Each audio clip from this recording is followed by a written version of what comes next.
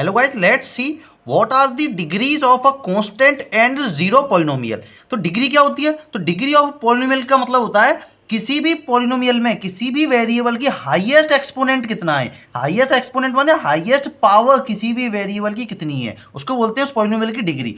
तो देखिए constant polynomial क्या होता है? कांस्टेंट पॉलिनोमियल मतलब ऐसा पॉलिनोमियल जिसकी वैल्यू कभी बदलेगी नहीं।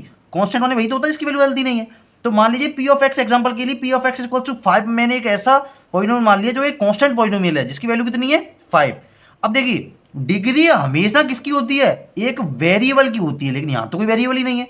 तो जब कोई वेरिएबल नहीं है तो मैं अपनी मन से ही मान सकता हूँ इस 5 में मान लीजिए एक्स की पावर 0 का मल्टीप्लाई हो रहा होगा, क्योंकि किसी की भी पावर 0 होती है उसकी वैल्यू कितनी होती है 1।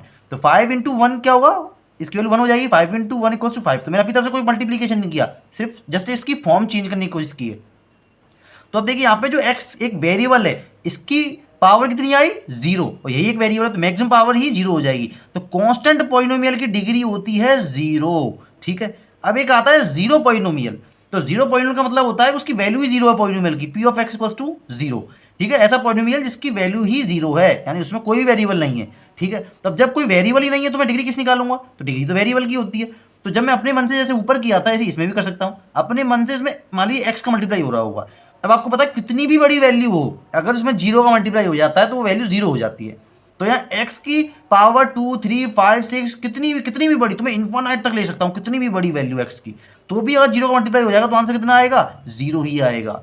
इसलिए degree of a zero polynomial उसकी वैल्यू होती है अनडिफाइंड। अनडिफाइंड मतलब इन्फानाइट। ध्यान रखिए, बहुत कंफ्यूजिंग है। लोग क्या करते हैं, जीरो पॉलिनोमियल की डिग्री को 0 बोलने लग जाते हैं, लेकिन नहीं।